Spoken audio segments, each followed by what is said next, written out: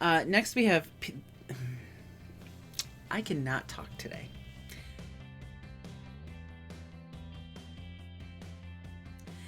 Hi everybody, welcome back to my channel. It is time to get my TBR for the month of July in order. That now includes 3 things. In this video, you guys are going to pick one of 5 books that I read in the month of July. I'm going to draw my next genre project subgenre from this jar, and we are going to do Kindle Roulette. So first, because it's the easiest part, we're going to go ahead and pick a subgenre out of this subgenre bowl. This beautiful bowl. Isn't this a great bowl? I never knew that when I bought it, it would come in so handy. We're just going to mix these up. I promise I'm not going to look. I'm super nervous about this. I was nervous last month as well. And this month is no different. There's a couple of them stuck together. I'm having troubles. Having troubles here. Okay. I got one. Thriller. Paranormal. Paranormal thriller. But obviously this would be a thriller novel that contains paranormal elements such as psychics or telekinesis, or I guess maybe Firestarter would qualify as a paranormal thriller, or ghosts, things like that. Now, this might be a good time to mention that I do recognize and practice a difference between paranormal and supernatural. Paranormal being things that are possible yet not provable, right? Like psychic abilities or like ghosts. There's a large portion of our population in society that believes that those things are real, but that they cannot be proven. Whereas supernatural is beyond natural, in my opinion. And that would include your vampires, things like that. So, paranormal thriller. Got it. Nothing in mind. Nothing coming to mind immediately. So, if you have any paranormal thriller suggestions, make sure you leave those down in the comment section below, along with your selection for the Pick My Book portion of this video, which we will get into right now. So I always try to come up with some clever theme. Last month, you guys chose a book for me based on just a small excerpt of that book that I read for you. And this month, I've decided to pull 5 anthologies from my TBR shelf. Now, at one point, I did have delusions of grandeur. I did think that I might do a new to me anthologies video where I just read a bunch of anthologies and told you about them, because anthologies, I have very little experience with anthologies. I've already read one this year, which I haven't talked about on this channel, but I was accumulating anthologies for this potential project, and now I just think I'd be better off having you select an anthology for me to read. I think that I've got some interesting picks here for you. The first one is called Poe's Children. This was edited by Peter Straub. It contains stories by Peter Straub himself, Stephen King, Joe Hill, Neil Gaiman, Jonathan Carroll, I believe is a recognizable name from a lot of people.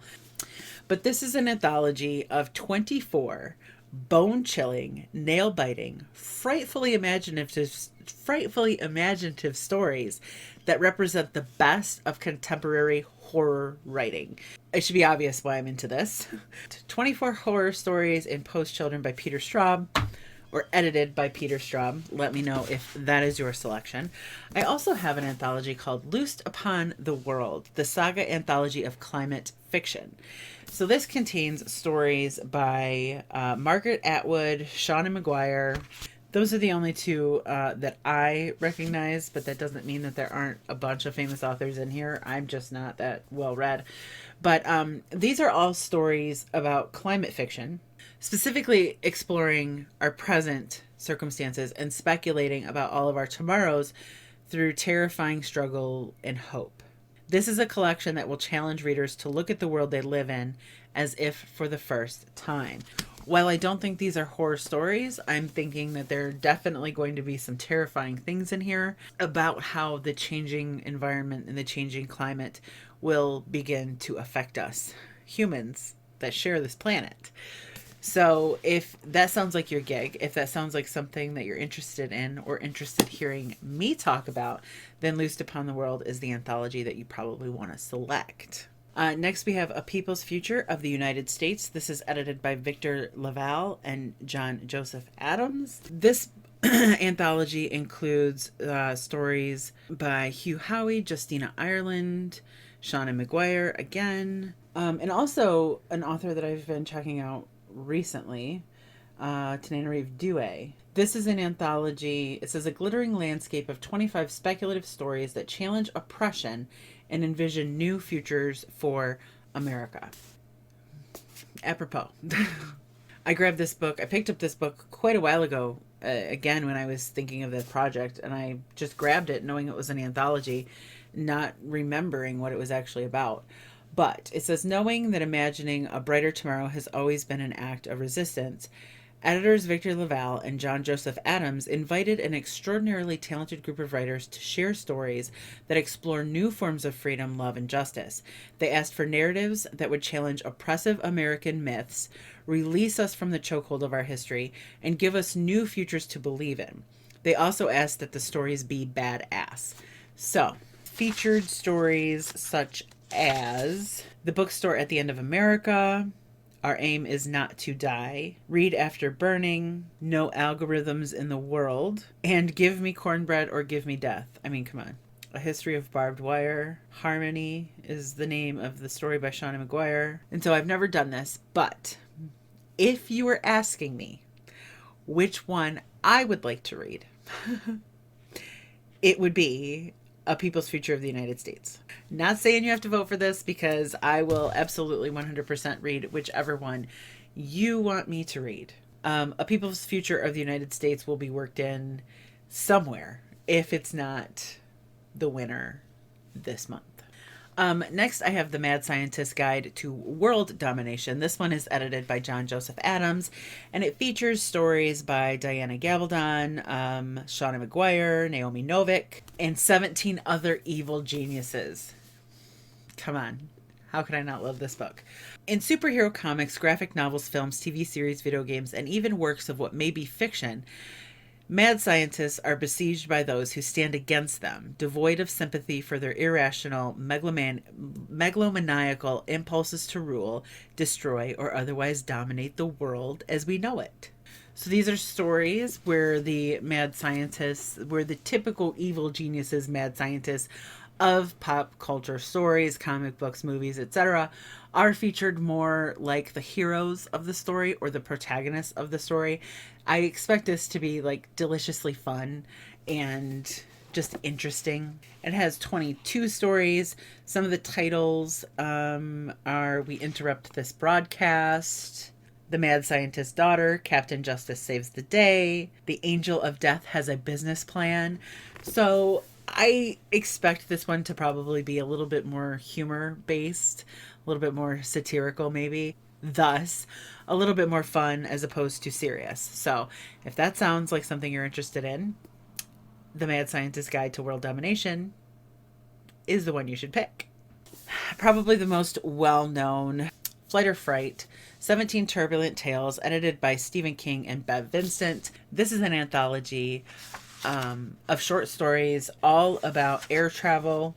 They've pulled in a story by Arthur Conan Doyle, Richard Matheson, Dan Simmons, Joe Hill, Ray Bradbury, Stephen King, of course. Duh. I imagine that this was one that a lot of you have heard of before. Don't make this the default one that you pick just because you know Stephen King well and you may have heard of Flight or Fright. But if it is a genuine interest to you, let me know down in the comment section. So those are your 5 selections to pick my book for the month of July. Now, and finally, let's hit up my Kindle. And the reason that I do this is because I have over 1,500 ebooks and they get forgotten about and remain unread for a long, long time. I have to get a new screen recording app because this one is suddenly not working with my Kindle Fire. So we're just going to do it on the computer. And honest to God, we'll probably keep doing it on the computer because how annoying is it? So I'm going to go ahead and jump now to screen grab video of my Kindle roulette process. Okay, so here we are in my Kindle app on my computer, and I am going to do something a little bit different this time just because it's easier to scroll. I've been playing around a little bit, and it's a lot easier to scroll if the books are in like a list view. And so once I'm finished scrolling, I will change it to the icon or covers view so you can see exactly what books are my options. It also allows you to sort in a lot of different ways. So you can sort in ascending or descending order for all title, author, and recent. So the most recent book that I purchased is on top. I'm going to do it the opposite way. I'm going to sort it by recent ascending. So the first Kindle book that I ever purchased is on the top of the list. And as I scroll, I'll be working my way towards more recent books. There's no rhyme or reason for me picking that. It's just random and cool. And next month we'll sort it in a different way. So I'm going to go ahead and do 10 solid scrolls.